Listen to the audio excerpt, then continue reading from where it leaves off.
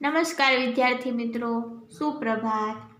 धोरण 9 विषय संस्कृत, पाठ नंबर 12 सुभाषित सप्तकम। एमां आपणे प्रस्तावना अने पहेला 3 श्लोक आगळना लेक्चरमां जोयेला।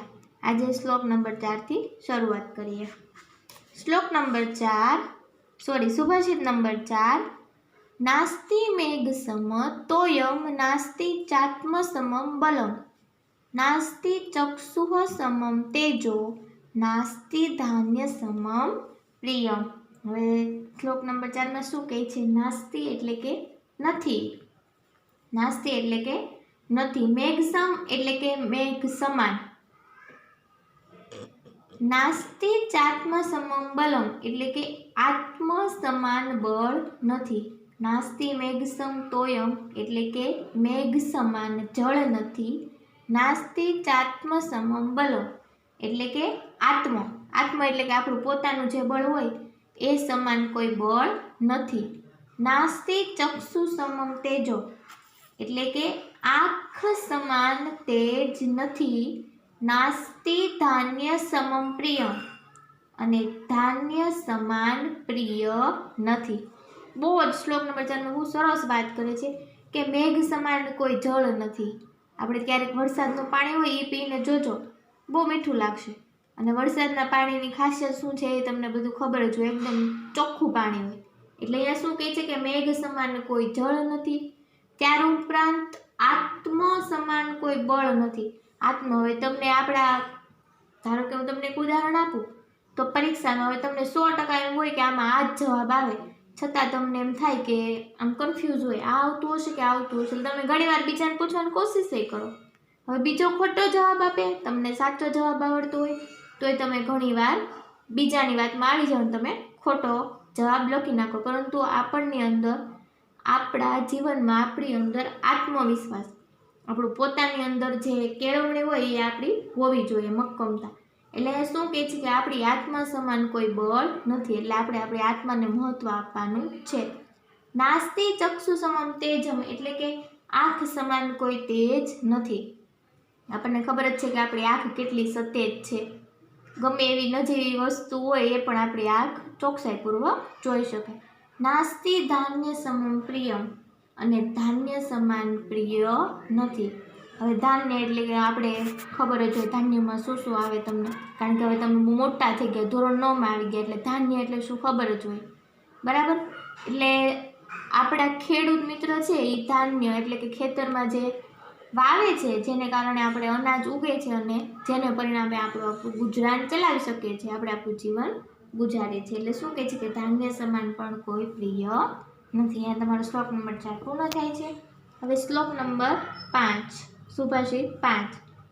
सत्यम तपो ज्ञान महिषतां च विद्वत् प्रणाम च सुशीलता च एतानि यो विद्धाति स विद्वान न हेक्ष पक्षोः विगः प्रयाति। હવે શું કહે છે કે સત્ય એટલે કે સત્ય, તપો એટલે કે તપ, જ્ઞાન જ્ઞાન એટલે કે જ્ઞાન અને સંહિતા એટલે કે અહિંસા અહિંસા, વિદ્વત પ્રણામ એટલે કે વિદ્વાનોને પ્રણામ અને સુશીલતા એટલે કે આપણી સુશીલતા, જે આ ચરિત્ર હોય આપણું તે। અહીંયા શું કહે છે કે સત્ય, તપ, જ્ઞાન, અહિંસા અને વિદ્વાનોને પ્રણામ અને આપણી સુશીલતા એટલે કે આપણું ચારિત્ર, આ એતાની એટલે કે આ બધું કરે છે તે જ વિદ્વાન છે। એતાનીયો વિદ્ધાતિ સવિદ્યા, વિદ્વાન અહીંયા શું કહે છે કે ઉપરોક્ત તમામ વસ્તુ જે કરે છે એ જ સાચો વિદ્વાન છે, એટલે કે એ જ પોતે હોશિયાર છે। ન એક પક્ષો વિગહ પ્રયાતિ એટલે ખરેખર એક પાંખવાળું પક્ષી આગળ જઈને ઉડી શકતું નથી। સુભાષિત નંબર 5 આપણને આપણા જીવનમાં એટલી બધી વસ્તુ શીખવી જાય છે ને કે તમે વાત જ જવા દો। શું કહે છે કે સત્ય, આપણને ખબર જ છે કે આપણે હંમેશા સત્યનો સાથ આપવો જોઈએ, સત્ય બોલવું જોઈએ। ત્યાર ઉપરાંત તપ, આપણા ઋષિમુનિ પહેલાંના જમાનામાં તપ કરતા, તે તપની વાત કરે છે અહીંયા।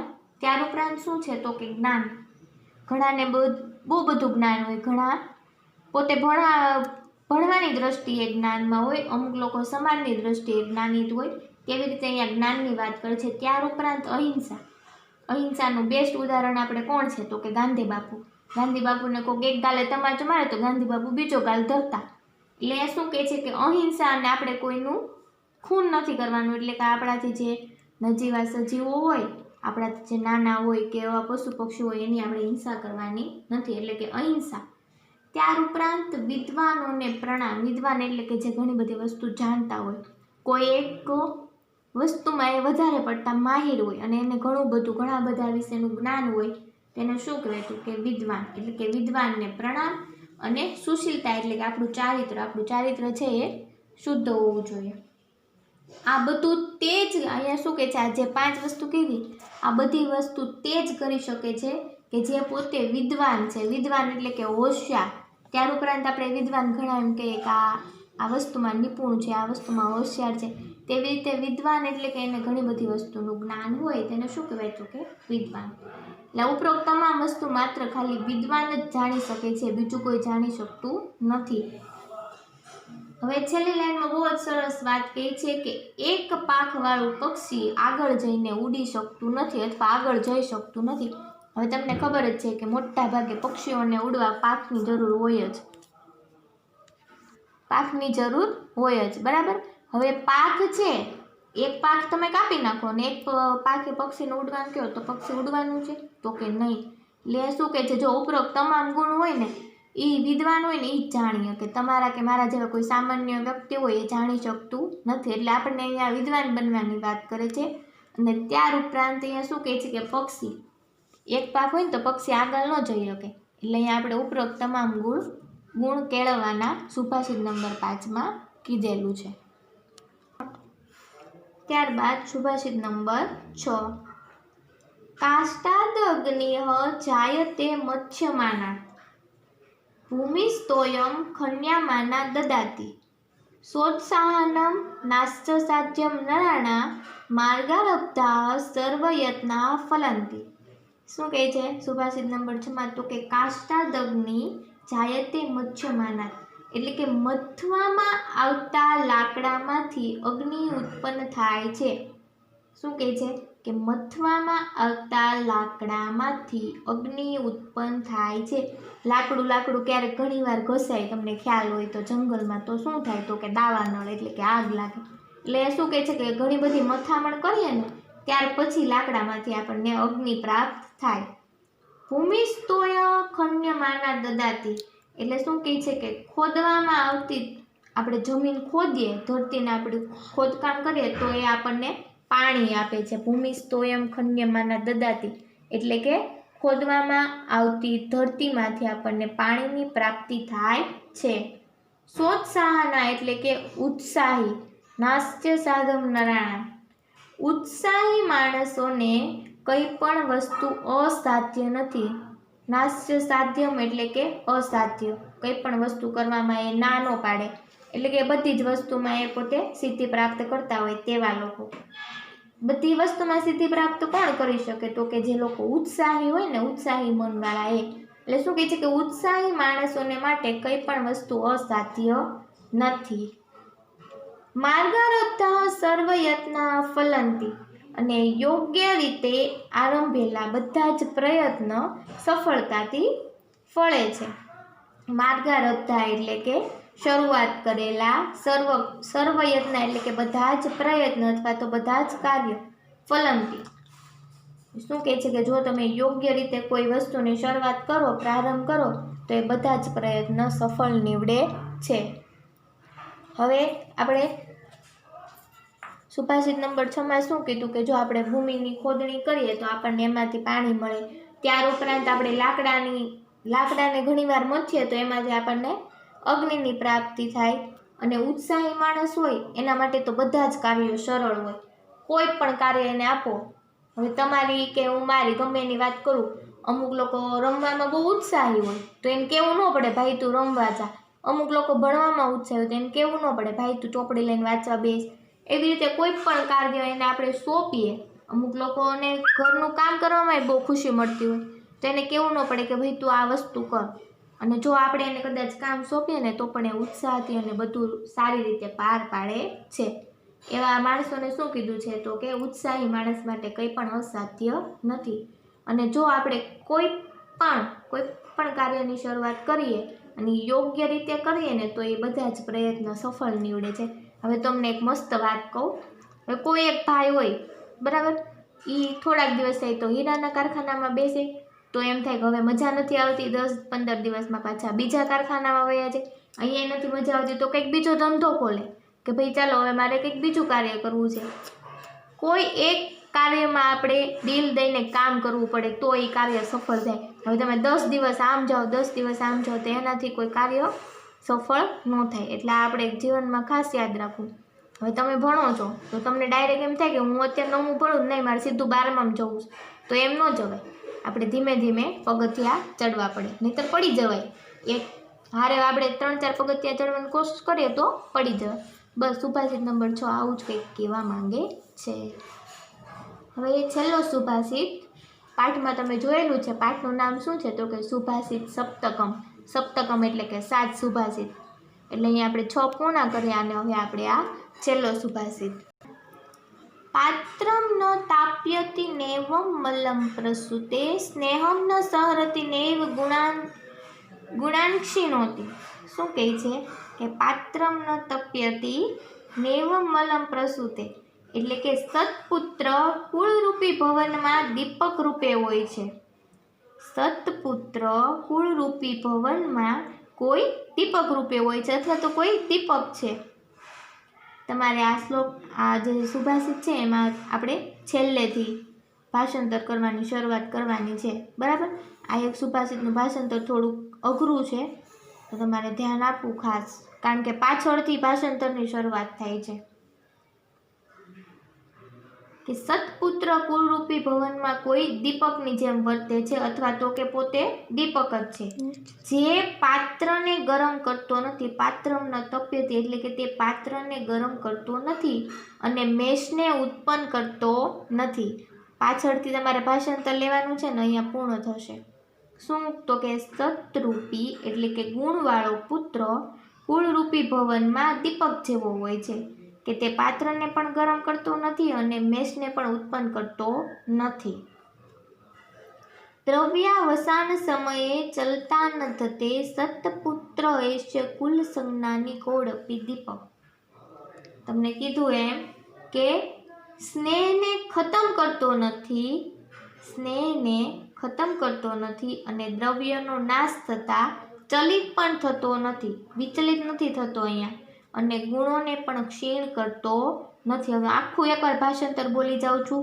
ભાષાંતર મેં પહેલાં કીધું એમ છેલ્લેથી તમારે ગુજરાતી કરવાનું છે. બરાબર. પાત્રમ ન તપ્યતિ એટલે કે પાત્રને ગરમ કરતો નથી. નેવ મલ પ્રસૂતે એટલે કે મેષ પણ ઉત્પન્ન કરતો નથી. પહેલી લાઈનનું ભાષાંતર આવું થશે. શું થશે તો કે પાત્રને ગરમ કરતો નથી અને મેષ પણ ઉત્પન્ન કરતો નથી. સ્નેહમ ન સહરતિ નેવ ગુણાંતિક્ષણોતિ એટલે કે સ્નેહને પણ ખતમ કરતો નથી અને ગુણને પણ એ નાશ થવા દેતો નથી અથવા તો ચલિત થવા દેતો નથી. દ્રવ્યાવસાન સમયે ચલાંતમ ન થતે. અહીંયા શું કહે છે કે તે પાત્રને ગરમ પણ કરતો નથી. સત્પુત્ર એશ કુલ સંજ્ઞાની કોડપી દીપક એટલે કે આ સત્પુત્ર એ કોઈ કુળરૂપી દીપકની જેમ વર્તે છે અથવા કોઈ કુળમાં તે પોતે દીપક છે. હવે આખું એકવાર પાછળથી કરી જાઉં છું કે સત્પુત્ર કુળરૂપી ભવનમાં કોઈ દીપક છે. સત્પુત્ર કુળરૂપી ભવનમાં કોઈ દીપક તરીકે વર્તે છે. તે પાત્રને ગરમ કરતો નથી અને મેષને પણ ઉત્પન્ન કરતો નથી. તેલને ખતમ કરતો નથી અને દ્રવ્યનો નાશ થતાં તે ચલિત પણ થતો નથી. આવું ભાષાંતર થઈ જાય. આ ભાષાંતર તમારે ફરજિયાત મોઢે કરવું પડશે. મોઢે કરવું. સુભાષિત નંબર 7નું. હવે સુભાષિત નંબર 7 આપણને કહેવા શું માંગે છે કે આપણે દીપક હોય બરાબર, એને આપણે જલાવીએ એટલે કે એને દીપકને આપણે સળગાવીએ તો શું થાય તો કે આપણને પ્રકાશ આપે છે અને તે મેષ પણ ઉત્પન્ન કરતો નથી અને એના પાત્રને પણ ગરમ કરતો નથી. અને એવી જ રીતે કોઈ એક સારો ગુણવાળો સંસ્કારવાળો કોઈક પુત્ર હોય, અમુકની ઘરે એવા પુત્રનો જન્મ થાય તો એને અહીંયા દીપકની સરખામણી કરવામાં આવેલી છે કે તે છોકરો કુળરૂપી દીપક હોય છે પોતાના ભવનમાં અથવા તો કે પોતાના ઘરમાં. એટલે અહીંયા સારા ગુણ કેળવવા માટે કીધેલું છે. જેવી રીતે દીપક પોતાની જાતને ઘસીને આપણને પ્રકાશ આપે છે છતાં પણ એ નુકસાન પહોંચાડતો નથી કોઈને, તેવી જ રીતે અહીંયા જે સત્પુત્ર એટલે કે સારા કર્મવાળા પુત્ર હોય, બુદ્ધિવાળા પુત્ર હોય, એ કોઈએ આગળના જન્મમાં કોઈ સારા કામ કરેલા હોય તો જ તે પોતે આવા પુત્રની પ્રાપ્તિ કરે છે. એટલે માટે તમારે પણ આપણે કોઈ સારા કુળ દીપક રીતે તમે બની શકો તો તેવું બનવાની કોશિશ કરવી અથવા તો પ્રયત્ન કરવા. હવે સાથે સાથે સુભાષિત અહીંયા તમારા પૂર્ણ થાય છે. સ્વાધ્યાય શું છે આપણે જોઈ લઈએ. બરાબર, સ્વાધ્યાયમાં તમારે ટિપ્પણી લખવાની છે, શબ્દાર્થ લખવાના છે, એમાં બીજું કંઈ નથી લખવાનું. સ્વાધ્યાયમાં પ્રશ્ન નંબર 1 કરવાનો, ત્યાર ઉપરાંત પ્રશ્ન નંબર 2 કરવાનો, પ્રશ્ન નંબર 3 નથી કરવાનો, પ્રશ્ન નંબર 4 પણ નથી કરવાનો અને પ્રશ્ન નંબર 5 કરવાનો છે, શ્લોક પૂર્તિ છે, અને પ્રશ્ન નંબર 6 બરાબર. અને પ્રશ્ન નંબર 7 પણ તમારે કરવાનો છે. એમાં તમારે તમારા મંતવ્ય રજૂ કરવાના છે. અર્થ વિસ્તાર ગુજરાતીમાં તમે જેવી રીતે અર્થ વિસ્તાર કરો તેવો તમારે અહીંયા ગુજરાતીમાં પહેલાં શ્લોક લખવાનો, નીચે શ્લોકનું ગુજરાતી લખવાનું અને ત્યારબાદ ગુજરાતીમાં એનું વિચાર વિસ્તાર. બરાબર, અહીંયા તમારો પાઠ નંબર 12 પૂર્ણ થાય છે. અસ્તુ.